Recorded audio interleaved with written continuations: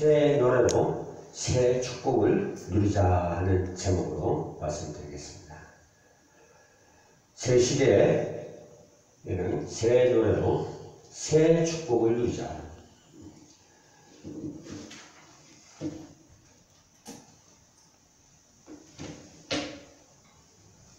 그 중국의 유명한 철학가 사상가였던 맹자의 말 중에 꼬부라진 손가락 하나 치유해 주겠다 하면 그런 천지에서 보여준다고 합니다. 그것을 멀다고 생각하지 않는다. 꼬부라진 손가락을 발표해 준다고 합니다. 삐뚤어진 마음을 고쳐주겠다고 하면 천리만기를 도망간다고 합니다.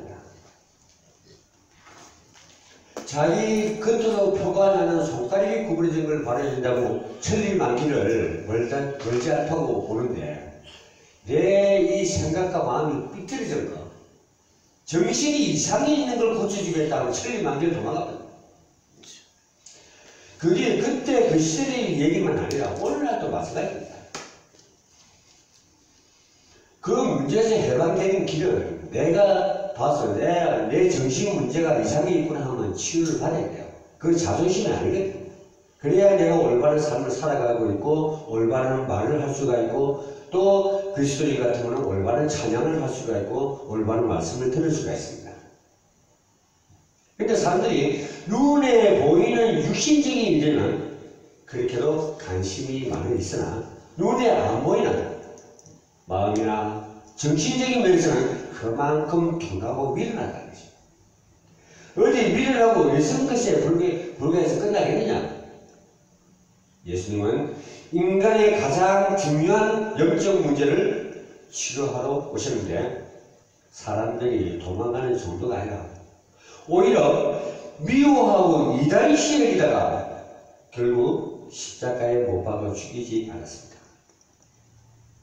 전 세계 과학계를 깜짝 놀라게 했던 줄기세포 육신적인 유익을 도모하는 일이기 때문에 그렇게 행동을 하고 했던 것입니다.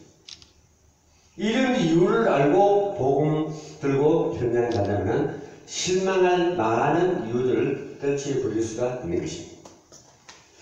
그런 측면에서 본다면 음악도 마찬가지입니다.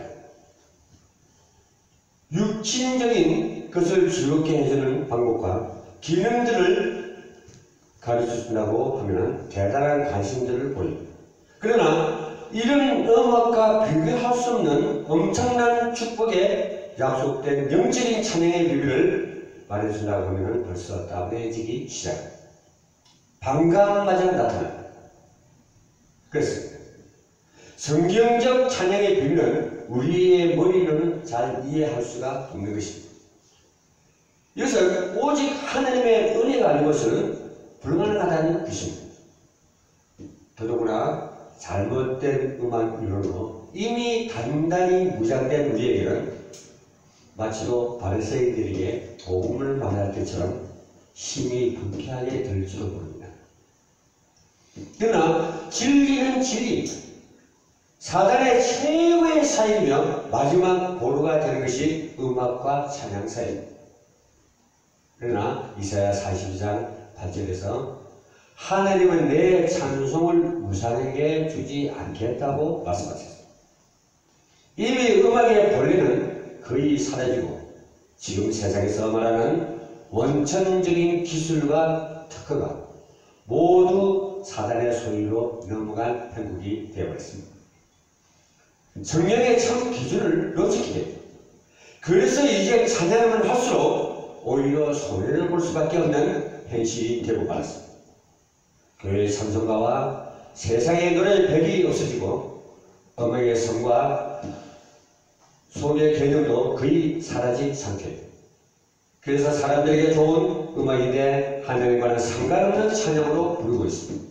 오히려 하나님께는 점점 악한 찬양으로 발전하고 있는 현실이 됐습니다.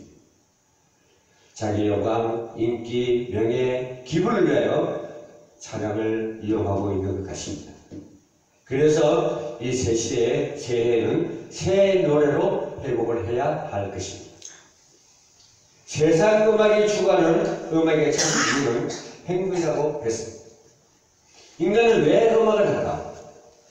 사실 이런 질문을 들은 과거에는 별로 주목받지 못했던 말입니다. 그런데 이제 많은 음악 학자들의 입에서 이런 질문들이 심심치 않게 제기되고 있습니다. 그것은 별 희한한 음악들이 나타나서 사람들을 당혹해 하거나 반사회적 분위기를 조장하여 많은 피해를 주고 있습니다. 그래서 과연 인간들이 음악을 좋아하는 이유가 무엇일까 하는 논제로 고민하기 시작되겠습니다. 복음 없는 세상 음악학자들에게서 나온 이론들이지만 그들의 답을 정의해보면 대체로 성경적인 찬양의 본질과 부합되는 내용입니다. 곧 인간의 본능적인 욕구를 충족시키기 위한 것이라는 결론입니다. 일시적인 기분이나 분위기를 위한 것이라기보다는 근본적인 필요를 채우기 위해서 음악을 한다는 말입니다. 이들은 보다 구체적으로 음악은 행복을 추구하는 인간들의 의식적인 활동이라고까지 정의하고 있습니다. 음악은 인간이 행복해지기 위한 의식적이면서도 무의식적인 활동입니다. 성경적으로 말하면 창세기 3장 이후 인간은 잃어버린 참 행복을 꾸준히 추구하여 왔습니다. 창세기 3장 이전에 인간은 에덴 동산에서 찬양으로 하나님을 만나는 특권과 축복 속에서 살아왔습니다. 인간 마음 깊은 곳에 찬송을 통해 하나님께 예배하며 그 은혜를 누렸던 에덴 동산의 행복은 그리워하고 있습니다. 여러분도 알다시피 에덴 동산의 문제가 이렇게 밝히겠습니다. 너무나 공기가 맑고 정말 병이 들려야 들 수 없는 그런 최고의 가치 있는 환경이었습니다. 근데 오늘 걸으시는 목사님 숨이 탁탁 막히죠. 저도 숨을 못 쉬겠더라고요. 성경은 하나님의 찬양으로 통해서 하나님을 만나는 기회라고 말씀하고 있습니다. 시편 22편 3절과 26절에 보면 하나님은 찬송 중에 거하시며 또 찬양은 하나님 보좌로 들어가는 문이 된다고 말씀했습니다. 예, 그러니까 우리가 목사님들이나 찬양 사역자들이 말하는 말씀이 아닙니다. 하나님이 말씀하신 거예요. 그러니까 너희들 찬양을 부르자 나와 소통되고 내 심정 좀 알아주는 찬양을 해달라는 얘기입니다. 차라리 순수하게 찬양하는 게 차라리 낫습니다. 차라리. 근데 막 이상하게 부르는 사람도 있죠. 목사님 다니다 보면은. 네? 그거 자꾸 꾸밀려고 하지만 뭐 내가 프로다 하고 그렇게 할 필요 없어. 하나님은 그 프로를 보는 게 아니라 어떻게 하면 찬양하는 자가 내 심정을 담으면서 하나님의 심정권 속으로 들어가느냐 하는 게 그거 못 들어가면 아무 소용이 없는 노이즈와 같은 거예요.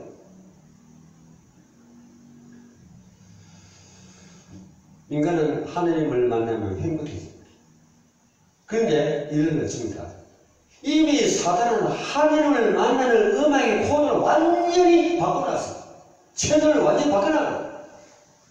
교회 창도 이미 변질시켜놨습니다. 시편 21편 25절이나 이사야 43장 21절. 여기 보면 음악의 원조는 하나님이시죠. 근데 이 찬양을 가장 먼저 불렀던 존재가 바로 사탄, 타락한 천사들입니다. 사단이 이미 행복해지는 찬양의 원리를 너무나 잘 아는 존재입니다. 그래서 이사야 29장 13절에서 14절에 보면 또 찬양 속에 있는 축복들도 다 알아봤어요. 그래서 음악의 기준을 완전히 바꿔놓은 것입니다.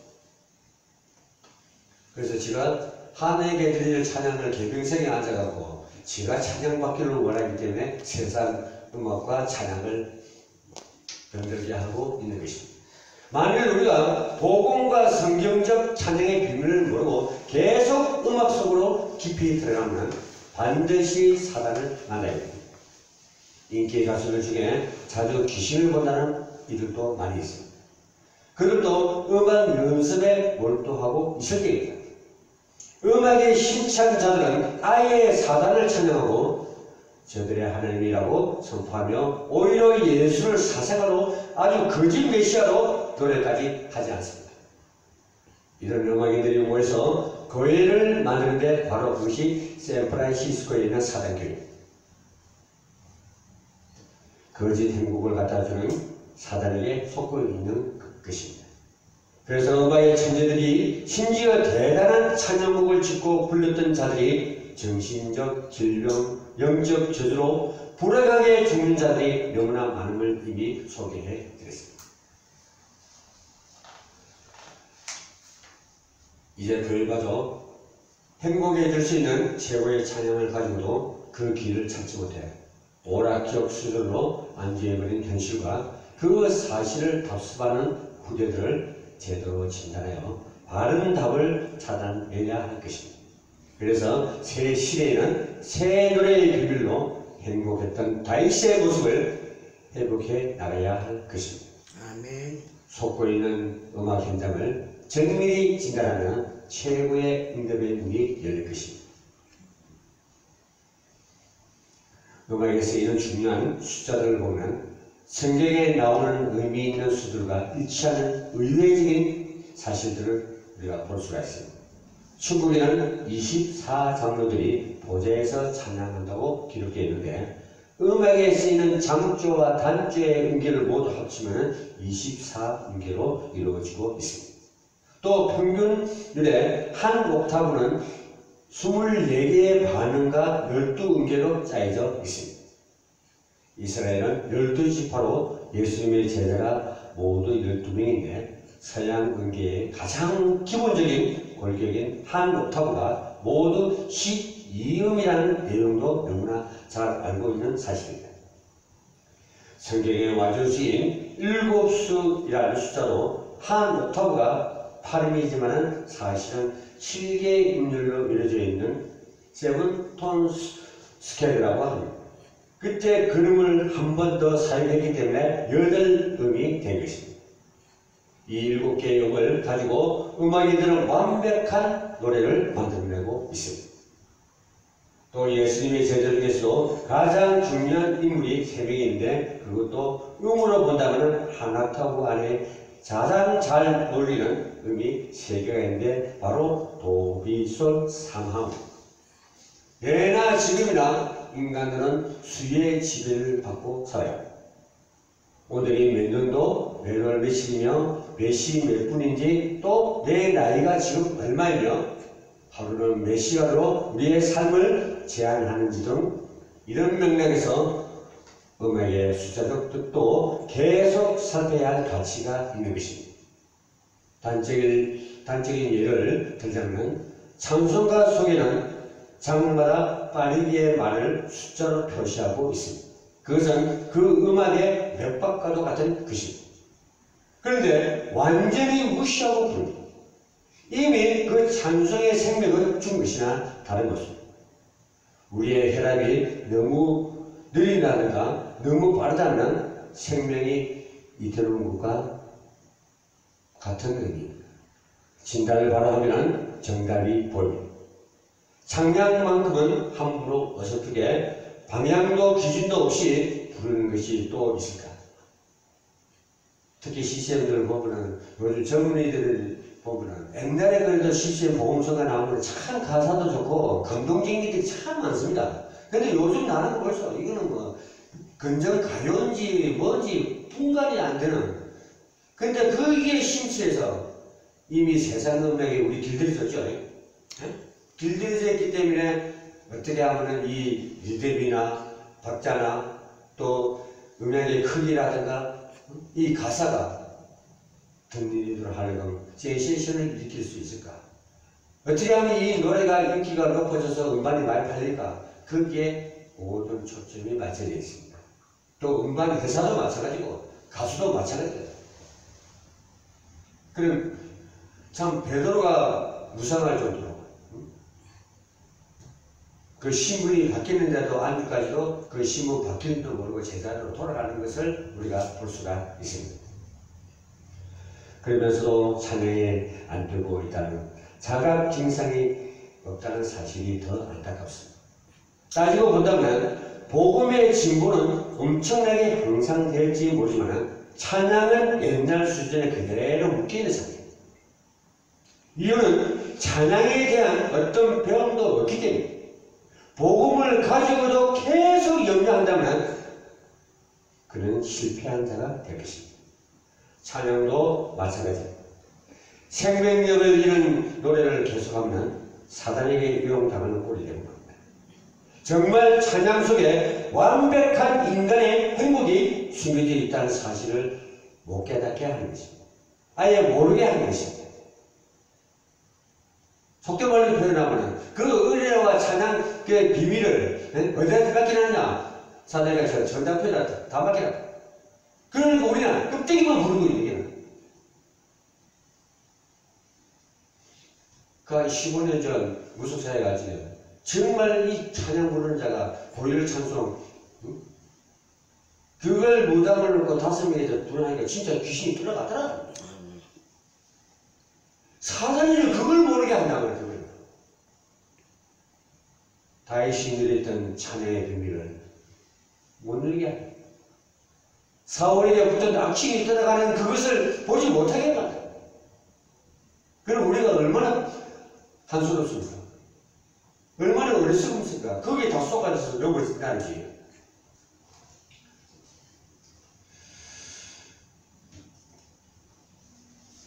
그런데 이제 찬양 속에 심겨진 그 기쁨과 그 비밀을 차단해야 할 때가 됐습니다. 그래서 제가 저 송산에 신학교가 하나 생겼는데 아주 그 신학생들이 전부 다 무료로 교수들은 이제 사례비도 좀 많이 준다고 하는데 그게 내 다른 건 다 사실 없어요. 그 남들이 다른 교수들이 다 하는 소리고 그래서 거기에 찬양 사역자들이 많이 오고 또 하니까 제가 찬양 신학을 강의로 하기로 했습니다.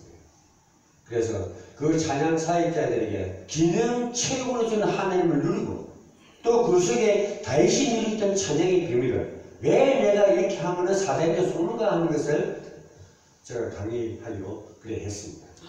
왜 안 하면은 그걸 아는 사람은 괜찮은데 모르는 사람은 실족하더라고요. 결국은 가다가 그게 안타까운 실정입니다.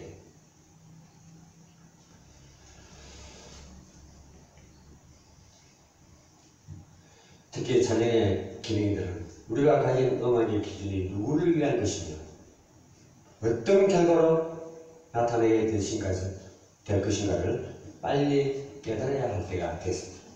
많은 찬양이들이 작은 육신적이며 세상적인 유익 때문에 엄청난 영적 축복을 놓치고 있기 때문에 우선 쉽게 미혹되는 약간의 칭찬과 박수들, 인기와 명예들, 거기에 따르는 경제적인 유익들, 사단은 우선 눈앞에 보이는 작은 유익들을 갖다주고 더 큰 것을 뺏어갑니다.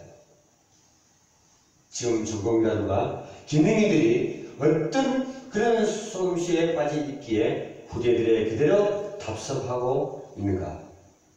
왜 그 간섭을 지금까지 이어져 오는가? 이런 것들을 우리가 알 때가 됐습니다. 근데 작은 일이란 자체도 하나님이 보실 때는 참으로 악하기 그지없는 자기명이에요. 그래서 하나님께 드릴 영광을 가르치는 그런 일들이 될 것입니다. 그것은 세상 음악이 추구하는 바로 사단의 목표입니다. 그래서 복잡하게 생각지 마시고 찬양의 기분은 우리를 창조하시고 구수한 그분께 모든 영광과 존귀를 드리는 영적 제사로서의 자세만 바로 해도 하나님을 만나는 참 행복을 누리게 될 것입니다. 이제는 우리가 세상 음악은 그들의 것이라 해서 그들이 누르면 됩니다. 그러나 우리 찬양은 하나님의 것이기 때문에 우리가 이런 축복을 놓쳐서는 안 된다는 것을 오늘 저와 여러분이 이 시간을 통해서 잠시라도 상기시키는 의미가 되었으면 합니다. 그러다면 흑암 세력과 흑암 문화가 멀리 있는 것이 아니기 때문입니다. 우리 옆에 있기 때문입니다. 그렇기 때문에 우리 스스로가 그것을 지켜야 된다는 것입니다. 새 시대는 이것들을 뛰어넘어 찬양의 창조적인 축복을 누리는 원료로 삼으시기를 예수 그리스도의 이름으로 당부드리겠습니다. 할렐루야.